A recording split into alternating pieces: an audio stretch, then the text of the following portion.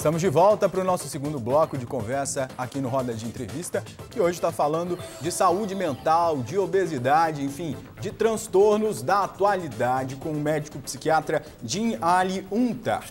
Doutor, Kênida, te interrompi na saída do bloco, por favor, retorne. Doutor, isso pode ser associado a uma condição familiar, essa compulsão alimentar ou não? Pode ser hereditário essa compulsão alimentar? Sim. Pode passar de pai para filho? Sim, nós já temos provas estatísticas bem concretas de que a compulsão alimentar, assim como a maioria dos outros transtornos mentais, eles têm um componente genético. Ou seja, filho de pais compulsivos por alimentos, ele pode desenvolver a compulsão alimentar, inclusive desenvolver outras compulsões, né? Compulsão por jogo, por sexo ou por drogas, por bebida, porque na verdade o circuito envolvido ele é um circuito chamado circuito da recompensa, que é o localzinho do cérebro, digamos assim, que ele se acende, seria, eu digo de uma forma alegórica, né? Seria uma luzinha do prazer. Essa luzinha do prazer, ela se acende sempre que a gente tem uma sensação prazerosa, e essa é a recompensa. Então, quando a gente alimenta, quando a gente recebe o salário no final do mês, quando recebe um prêmio, quando usa drogas, inclusive as drogas e a bebida alcoólica, elas atingem também esse mesmo circuito da recompensa. E aí descreveu-se uma síndrome do déficit de recompensa. Então, essa pessoa vai buscar formas de estar acessando o circuito da recompensa, estimulando-o através de formas não normais, não do cotidiano, mas de formas patológicas. Por isso isso tem um padrão genético, né? Então, filho de pais compulsivos tem uma tendência maior de ser compulsivo, assim como filho de pais obesos também tem uma tendência maior de ser obeso. Doutor, por que é difícil a gente se manter magro? Porque não é uma simples questão de dieta, né? Hoje em dia a gente não fala mais em dieta, vamos fazer dieta por um período tal, perder tantos quilos. Pode até se fazer sim no período inicial, mas isso tem que ser complementado com uma reeducação alimentar. Porque uma pessoa que tem a compulsão alimentar, ou seja, uma tendência de buscar uma fuga, uma compensação emocional pela alimentação, ele tem uma tendência de toda vez que tiver uma descompensação emocional, buscar o alimento como forma, toda vez que tiver uma descompensação emocional, buscar o alimento como forma de alívio. Então, ele pode passar 10 anos, ele teve um baque, brigou com a esposa, foi mandado embora do trabalho, ele vai buscar o alimento. Assim como o compulsivo por álcool e drogas também, depois de muito tempo sem usar, se ele tiver um baque emocional, ele pode buscar o álcool e a droga como forma de alívio. Então, essa reeducação alimentar não vai ficar só dentro do que diz respeito ao alimento em si, mas vai ficar muito bem configurado a necessidade dessa pessoa se nutrir de emoções prazerosas, de emoções satisfatórias, de emoções saudáveis. Como? Hábitos de vida saudáveis, né? Atividade física, um bom vínculo religioso, psicoterapia, né? Nós temos muitas crenças que nos adoecem, que são crenças falsas, que são crenças disfuncionais. E as psicoterapias, elas são um tratamento adjuvante ao medicamentoso que são de fundamental importância, onde digamos assim, essa sessão com o terapeuta, que geralmente é de aproximadamente 1 hora, uma vez por semana, o terapeuta vai ajudar essa pessoa a mapear melhor as suas emoções, mapear melhor as crenças, as concepções, os conceitos que levam aos comportamentos e que levam às emoções. E aí vai dividir, de um lado, as emoções boas, do lado, as emoções ruins. Essa emoção é ruim, eu não gosto de tê-la, me faz mal, eu como demais quando isso acontece, ou eu recaio na bebida, ou não me deixa bem.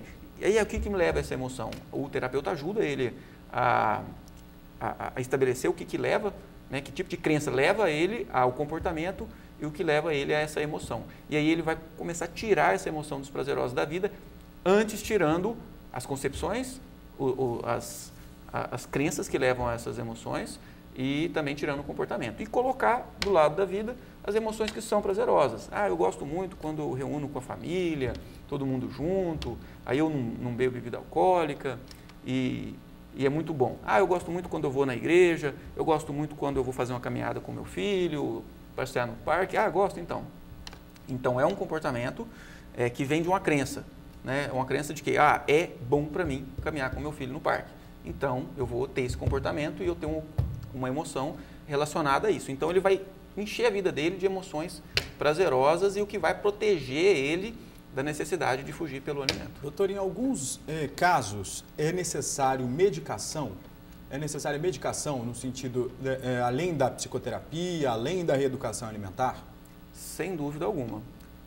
Muitos casos, eles são de uma intensidade, de uma gravidade, que também não precisa ser tão grande. Hoje em dia, nós temos medicamentos extremamente seguros e extremamente eficientes para ajudar na melhoria da qualidade de vida. Então, existem medicações que vão controlar muito o controle do impulso. Ou seja, porque o que é o impulso? A pessoa não quer se alimentar, não quer comer. Não vou comer. Eu não posso comer esse doce.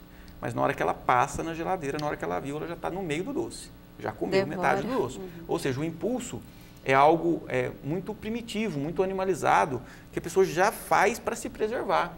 É como se fosse um impulso de autopreservação mesmo, como é. É como se, de repente, aparecesse um animal feroz e eu já corresse. Eu não vou ficar pensando se ele é manso, se ele não é, ou seja, é uma preservação. E o do alimento é mais ou menos o mesmo. Então, se eu não comer ele vai correr de você também. Outra pessoa vai comer. Então, se eu não comer, eu posso passar a privação. Ou seja, come tudo para não acabar. Come tudo, ou porque vai acabar, ou porque senão depois eu posso passar fome, eu posso, né? Então, isso é instintivo. E controlar esse instinto nem sempre é fácil. E existem medicações que vão controlar demais a compulsão alimentar. Antigamente se fazia muito o tratamento para obesidade, para compulsão alimentar, usando-se os anorexígenos. São medicações que tiram o apetite, realmente a pessoa não come nada, são psicoestimulantes, mas são medicações que a médio e longo prazo elas não funcionam, porque logo que se tira a medicação, a pessoa come e engorda o dobro do que ela estava antes. Engorda muito mais do que ela estava antes. Hoje em dia a gente está falando de medicação não que ajuda a emagrecer, eu estou falando não de medicação que ajuda a emagrecer, mas sim aquela que controla a sua mente. Diga-se de passagem, o tratamento feito com antidepressivos, que na verdade os antidepressivos eles são todos também ansiolíticos, eles diminuem a ansiedade.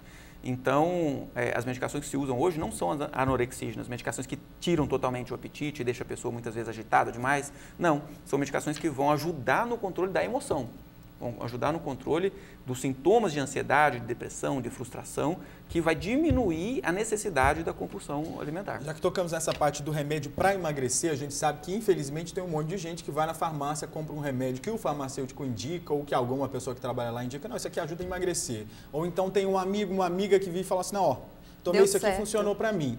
E isso realmente pode trazer problemas também, né, doutor? Até mesmo nesse sentido aí, de não conseguir se segurar, né, de se organizar a própria cabeça. O ser humano ele tende a fazer o caminho mais rápido, mais fácil, né? Nas farmácias mesmo, ele não vai conseguir comprar um anorexígeno sem receita. Tem no mercado negro os anorexígenos, a anfepramona, fenproporex, que ele compra no mercado negro e toma, emagrece muito num período curtíssimo de tempo, mas logo que acaba o remédio ele ganha todo o peso de novo, porque não reeducou a alimentação. Mas as outras, fitoterápicos, né, assim, que são usados, né, de receita da vizinha e tal, não tem uma comprovação científica que vai ajudar a emagrecer. Pode ter até um componente psicológico, eu estou tomando, vai ajudar a emagrecer. Muitos têm até um componente purgativo, ou seja, tem vários fitoterápicos que são usados hoje em dia naquelas fórmulas enormes para emagrecer, que não são muito éticas de ser usada, que tem laxante e tem diurético também. Ou seja, a pessoa come e usa um método purgativo. Então, quer dizer, até um estímulo a algo que seria semelhante à própria bulimia mesmo. Doutor, voltando à depressão, por que os deprimidos têm tendência a engordar? Exatamente nesse contexto, em que o alimento ele vai trazer uma sensação de prazer. E se eu tenho um desprazer muito grande para com a vida, para com todas as coisas que estão à minha volta, se eu tenho o circuito da recompensa muito ativado pelo alimento, eu vou buscar o alimento. Isso é definido geneticamente. Tem pessoas que ativam mais o circuito da recompensa com alimentos, tem pessoas que ativam mais o circuito da recompensa com drogas, outro com álcool, outro com jogo patológico, né? O jogo, jogatina, outro com sexo. Então, se ele tem um desprazer com a vida, ele tem uma tendência a buscar aquela outra forma de trazer recompensa ao cérebro, de trazer sensação de prazer. Por isso, nesse caso, doutor, por exemplo, a obesidade, ela vem sempre acompanhada de alguma outra doença, de algum outro distúrbio? Não. Por exemplo, o obeso está depressivo, alguma coisa assim, nesse sentido?